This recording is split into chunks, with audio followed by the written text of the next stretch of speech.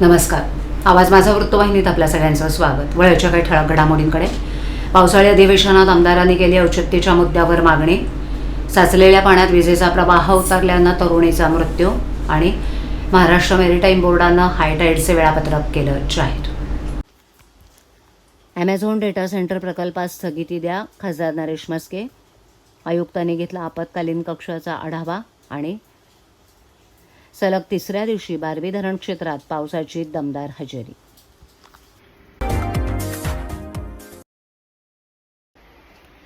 बाळकूम येथील प्रस्तावित Amazon data centre प्रकल्पामुळे वाहतूक कोंडी, ध्वनी प्रदूषण, वायू प्रदूषण, पाणी आणि वीज वापरावर अतिरिक्त ताण येणार आहे. गृहनिर्माण संस्था, स्थानिक नागरिक आणि पर्यावरणप्रेमींचा या प्रस्तावित प्रकल्पाला तीव्र विरोध आहे. त्यामुळे सार्वजनिक हित लक्षात घेऊन सदर प्रकल्पाला तात्काळ स्थगिती द्यावी.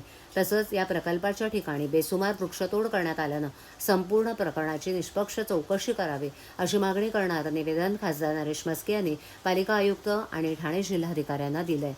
बाळकूम इथे प्रस्तावित ॲमेझॉन डेटा सेंटर प्रकल्पाबाबत लोढा हसिया club, Fairfield cooperative housing society, VFVA cooperative housing society आणि इतर गृहनिर्माण संस्था, स्थानिक नागरिक, पर्यावरणप्रेमी तसंच विविध सामाजिक संघटनांनी आक्षेप घेत प्रकल्पाला तीव्र विरोध केलाय. या संदर्भात त्यांनी नुकतीच खासदार नरेश म्हस्के यांची भेट घेऊन चर्चा करत प्रकल्प रद्द करण्यासाठी आणि बेसुमार वृक्षतोडीची चौकशी करण्याचं निवेदन दिलंय. बाळकूम येथे प्रस्तावित ॲमेझॉन डेटा सेंटर प्रकल्पाच्या परिसरात अनेक निवासी संकुलं, शाळा, रुग्णालयं आणि इतर सार्वजनिक सुविधा आहेत.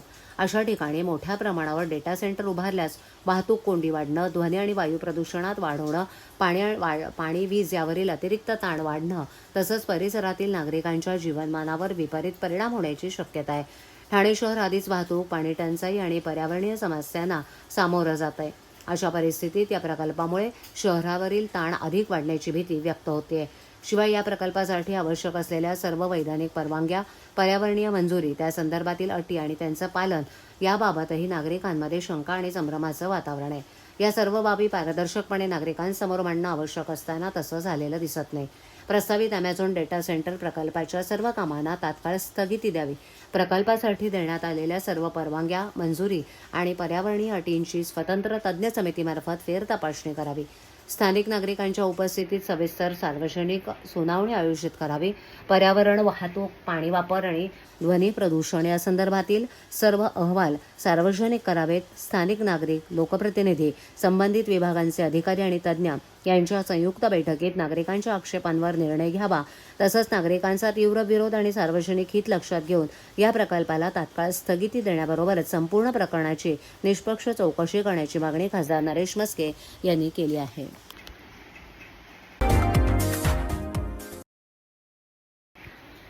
ठाणे शहरात गेल्या काही दिवसांपासून सुरू असलेल्या मुसळधार पावसाच्या पार्श्वभूमीवर ठाणे महापालिका प्रशासनानं आपत्कालीन यंत्रणा अधिक सतर्क केली आहे. पालिका आयुक्त राव यांनी पालिकेच्या आपत्कालीन नियंत्रण कक्षाला भेट देऊन दिवसभरात प्राप्त झालेल्या तक्रारी, त्यावर करण्यात आलेल्या कार्यवाहीची सविस्तर आढावा घेतला. नगर अभियंता प्रशांत सोनाग्रा, उपायुक्त जीजी गोदेपुरे यावेळेला उपस्थित होते. यावेळेला शहरातील सखल भागांमध्ये पाणी साचण्याच्या घटनांवर विशेष लक्ष ठेवण्याच्या सूचना देण्यात आल्या. ज्या ज्या भागांमध्ये पाणी साचण्याची शक्यता आहे त्या ठिकाणी संबंधित विभागांनी सतर्क राहून तातडीनं उपाययोजना कराव्यात असे निर्देश आयुक्तांनी दिले आहेत. पावसाळ्यात झाडं कोसळण्याच्या घटनांबाबत बोलताना आयुक्त राव यांनी सांगितलं की पर्यावरणाचा समतोल राखत नैसर्गिक आपत्ती टाळण्यासाठी झाडांची शास्त्रशुद्ध छाटणी केली जाते. गेल्या 4 महिन्यांपासून शहरात सुमारे 6,000हून अधिक झाडांच्या फांद्यांची छाटणी करण्यात आली आहे. सोसायटीच्या आवारातील झाडांची जबाबदारी संबंधित गृहनिर्माण संस्थेची असली तरी ज्या ठिकाणाहून मागणी आली तिथे पालिकेनं पुढाकार घेऊन छाटणी केली असल्याचं त्यांनी स्पष्ट केलं. सध्या पावसासोबत जोरदार वाराही वाहत असल्यानं झाडे आणि फांद्या पडण्याच्या घटना वाढत आहेत. या पार्श्वभूमीवर आपत्कालीन प्रतिसादासाठी मनुष्यबळ दुप्पट करण्यात आलं असून छाटणीनंतर निर्माण होणारा हिरवा कचरा तातडीनं उचलण्याचं काम सुरू असल्याचं त्यांनी सांगितलं. झाड पडल्यामुळे पांडुरंग भोवड हे नागरिक जखमी झाले असून पालिका अधिकारी आणि स्थानिक नगरसेवक विकास रेपाळ यांनी त्यांना तातडीनं पालिकेच्या रुग्णालयात दाखल केलं.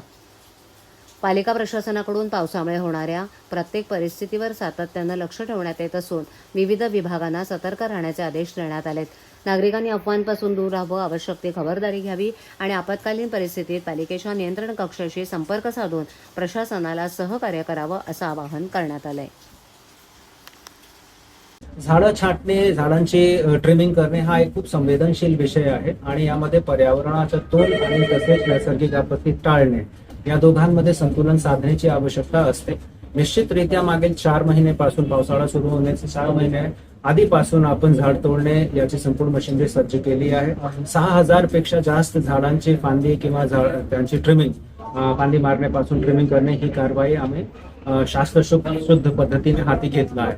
मेजॉरिटी जे झाडे किंवा फांदे आपले पडत आहेत ते 2 ठिकाणावर किंवा 2 स्वरूपचे लोकेशन्सवर पडत आहेत. एक सोसायटीचे आतमधले झाडे आहेत त्याचं दायित्व महानगरपालिका युजली स्वीकार करत नाही, कारण तो इंटरनल संपत्ती असते महापालिकेचे हद्दी बाहेरचे असतात आणि त्याच्यासाठी सोसायटी त्याचं मेंटेनन्स करते आणि ही जी घटना होत्या त्यापैकी मेजॉरिटी तिथली आहे. मी असं म्हणत नाही की जे मेन रोडवर किंवा महानगरपालिकाच्या हद्दीत झाडं पडत नाही, निश्चितरित्या तिथे पडत आहे आणि त्याचे पण अनेक कारण आहे. जसं मी आधी नमूद केला की यावर्षी अप्रत्याशित तीव्र गतीने वारं चालू आहे. दुसरा की ज्या पद्धतीने आपण ट्रेनिंग करतो, अनेकदा जे आपली ट्रेनिंग करणारी एजन्सी आहे त्यांच्याकडून थोडा जास्त किंवा कमी ट्रेनिंग झाली तरी सुद्धा फांदे तुटण्याची घटना घडते. आम्ही खूप सावधगिरी या कालावधीमध्ये राबवत आहोत. याचे 2 पार्ट आपण केला आहे. एक की जे जसं मी आधी नमूद केलं की जवळपास एकंदरीत जे मनुष्यबळ आहे त्याला 2.5 ते 3 पट यापर्यंत आपण घेऊन गेलो. आजपासून त्यांनी कामही चालू केला. दुसरं, झाडे तोडल्यानंतर किंवा झाडे छाटल्यानंतर जे ग्रीन कचरा आहे, ग्रीन डेब्री आहे, ती लगेच तिथून उचलणे याचीही व्यवस्था आणि तो मशिनरी कार्यरत ठेवणे याची आम्ही दक्षता घेतो. रस्त्यामध्ये मोठ्या प्रमाणात ठाणे जिल्ह्याची तहान भागवणाऱ्या बारवी धरण क्षेत्रात सलग 3ऱ्या दिवशी मुसळधार पावसानं दमदार हजेरी लावली आहे. या संततधारेमुळे धरणाच्या पाणीसाठ्यात अत्यंत वेगानं वाढ होत असून अवघ्या एका दिवसात पाणीसाठ्यात तब्बल 5% अधिक वाढ नोंदवली गेली आहे. जून महिन्याच्या अखेरीस पावसानं दडी मारल्यानं पाणीवाणीचं सावट निर्माण झालं होतं. 30 जून रोजी धरणातील साठा अवघ्या 21.74% खाली आला होता. मात्र जुलैच्या पहिल्या आठवड्यात पावसानं जोमात पुनरागमन केलं. 5 जुलैला धरणात 26.35% पाणीसाठा होता. तो 6 जुलैला 30.6% पोहोचला. 7 जुलै रोजी प्राप्त ताज्या आकडेवारीनुसार गेल्या 24 तासात धरण क्षेत्रात 149.80 मिलीमीटर पावसाची नोंद झाली असून साठा थेट 35.87% गेलाय. म्हणजेच एकाच दिवसात धरणाच्या पाणीसाठ्यात 5.81% मोठी भर पडली आहे. सध्या धरणाचा जिवंत पाणीसाठा 121.57 दशलक्ष घनमीटर इतका झाला असून पाण्याची पातळी 61.64 मीटरवर पोहोचली आहे. धरण क्षेत्रात गेल्या 3 दिवसांपासून पावसाची सलग आणि जोरदार बॅटिंग सुरू आहे. 5 जुलै रोजी 162.40 मिलीमीटर, 6 जुलै रोजी 157.40 मिलीमीटर आणि आज 7 जुलै रोजी 149.80 मिलीमीटर पाऊस बरसलाय. या सलग मुसळधार पावसामुळे यंदाच्या हंगामातील एकूण सरासरी पर्जन्यमान आता 777.80 मिलीमीटरवर पोहोचलंय.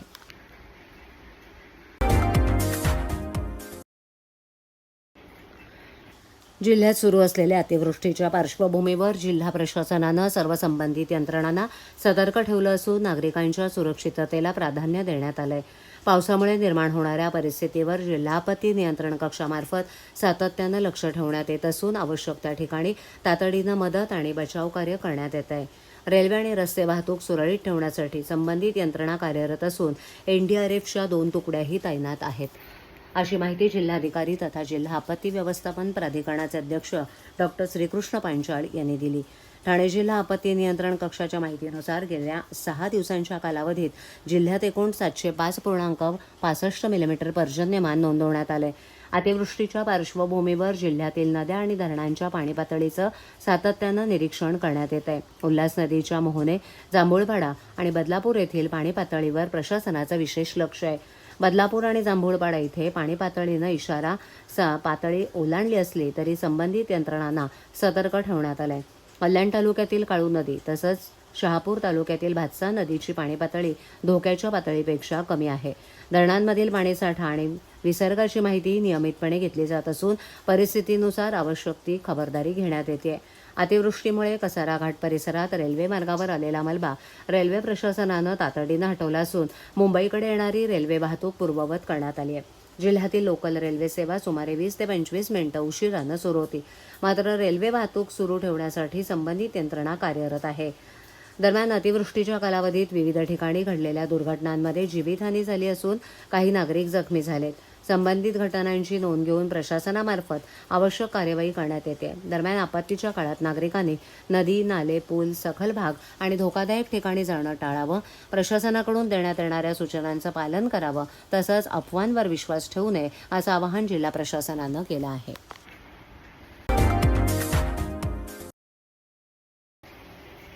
अजिंक्य महाराष्ट्र सहकारी गृहनिर्माण संस्थेच्या प्लॉट क्रमांक 67 वरील SRA पुनर्विकास प्रकल्पाविरोधात करण्यात येणारे सर्व आरोप निराधार असून विरोधकांकडून जाणीवपूर्वक दिशाभूल करणारी माहिती पसरवली जात असल्याचा आरोप संस्थेचे सल्लागार अशोक वैती यांनी केला आहे.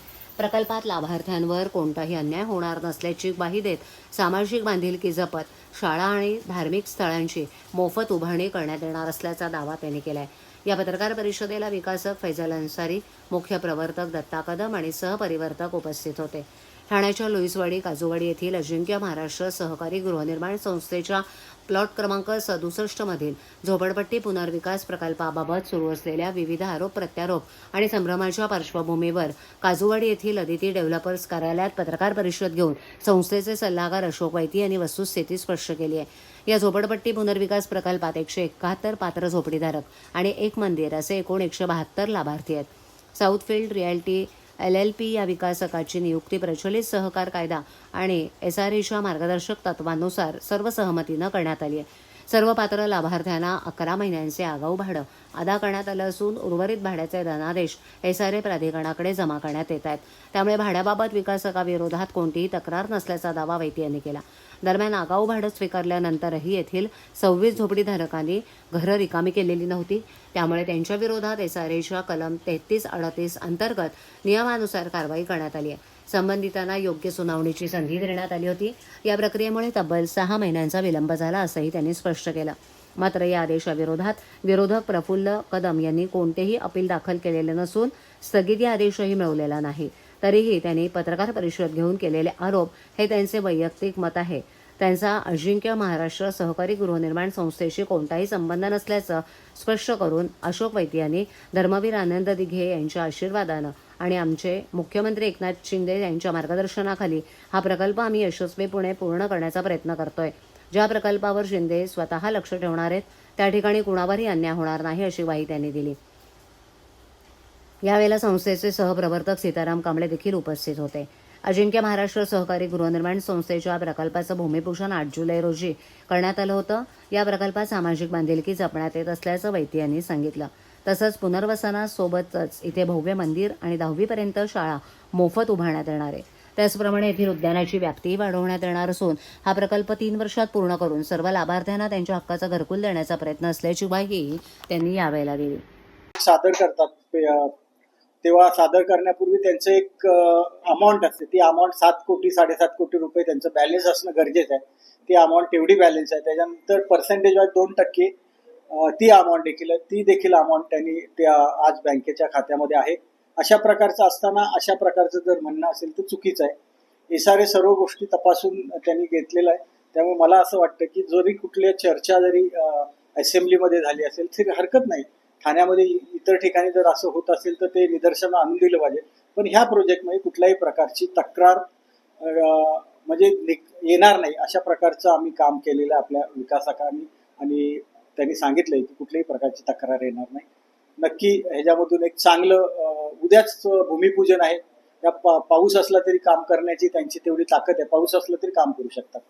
तर लवकरात लवकर लोकांना ह्या ठिकाणी कसं राहायला येतील हेच पाहणार आहोत. आणि ह्याच्यामध्ये जेव्हा पजेशन देणार आहोत तेव्हा पजेशन पहिला असणं SRAचे जे लोक आहेत त्यांचं पजेशन पहिला आणि त्याच्यानंतर काही महिन्यानंतर जी बिल्डिंग आहे सेलची रियाबची तर पहिलं देणार. सेलची बिल्डिंगचं जे काय पजेशन आहे ते नंतर देणार.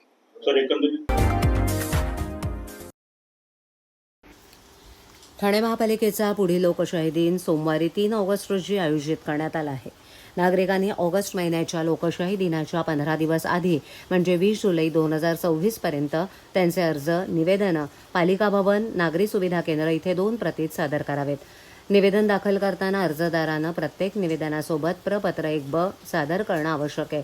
प्रपत्र 1ब नागरी सुविधा केंद्र इथे उपलब्ध करून देण्यात आलेले आहे. महाराष्ट्र शासन सामान्य प्रशासन विभागाकडील परिपत्रकानुसार 2012 पासून लोकशाही दिनाच्या दिवशी नागरिकांचे निवेदन 2 प्रतीत लोकशाही दिनाच्या 15 दिवस आधी पालिका कार्यालयात सादर करणं आवश्यक असल्याचं स्पष्ट करण्यात आलंय. मुख्यालयातील लोकशाही दिनामध्ये परिमंडळ लोकशाही दिनात ज्या नागरिकांनी आपली निवेदनं सादर केलेली आहेत तसंच ज्या निवेदनावर 1 महिन्यापर्यंत कोणतीही कार्यवाही झालेली नाही अशाच निवेदनांचा स्वीकार करण्यात येईल. नागरिकांनी पालिका मुख्यालयातील लोकशाही दिनामध्ये निवेदन सादर करताना परिमंडळ लोकशाही दिनामध्ये मिळालेला टोकन क्रमांक नमूद करणं आवश्यक आहे. अर्जदारानं एका अर्जात एकच तक्रार सादर करावी. एकापेक्षा जास्त तक्रारी असलेला अर्ज स्वीकारला जाणार नाही. त्याचप्रमाणे आस्थापनाविषयक विविध न्यायालयांमध्ये लोकायुक्तांकडे प्रलंबित असलेल्या प्रकरणांच्या तक्रारी, माहिती अधिकार कक्षेत येणारी प्रकरणं तसंच राजकीय पक्षाच्या, नगरसेवकाच्या, संस्थेच्या लेटरहेडवरील अर्ज अंतिम उत्तर दिलेलं आहे किंवा देण्यात येणार आहे अशा प्रकरणी केलेला अर्ज तक्रार वैयक्तिक स्वरूपाची नसेल तर असे अर्ज स्वीकारले जाणार नाही त्याची नोंद घ्यावी.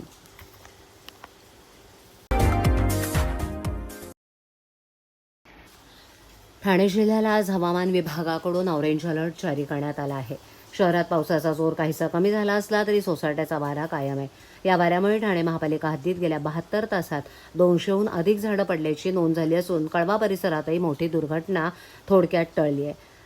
दरम्यान कळवा स्टेशन मार्गावर एक भलं मोठं झाड थेट इमारतीच्या खिडकीवर कोसळलं. या घटनेत इमारतीलगत उभ्या असलेल्या एका रिक्षाचं मोठं नुकसान झालं असून सुदैवानं या दुर्घटनेत कोणतीही जीवितहानी झालेली नाही. घटनेची माहिती मिळताच पालिका आणि अग्निशमन दलाचे कर्मचारी घटनास्थळी दाखल झाले. झाड हटवण्याचं काम तातडीनं हाती घेण्यात आलं असून परिसरातील वाहतूक सुरळीत करण्याचे प्रयत्न सुरू आहेत. दरम्यान हवामान विभागानं ठाणे जिल्ह्यासाठी ऑरेंज अलर्ट जारी केल्यानं नागरिकांनी अनावश्यक प्रवास टाळावा, झाडं आणि जीर्ण संरचनांपासून सुरक्षित अंतर ठेवावं असं आवाहन प्रशासनाकडून करण्यात आलंय. आवाज माझावरील एखादी बातमी पाहिजे राहून गेली असल्यास तुम्ही यूट्यूब, इंस्टाग्राम आणि फेसबुकवरही पाहू शकता. तर नक्की सबस्क्राईब करा आवाज माझा. आपल्या विभागातील काही सूचना अथवा समस्या असल्यास ते आमच्यापर्यंत जरूर पोहोचवा. आम्ही तुमचा आवाज नागरिकांपर्यंत नक्की पोहोचवू. आम्हाला संपर्क करण्यासाठी आमचा पत्ता, आमचा मोबाईल नंबर 7666213141.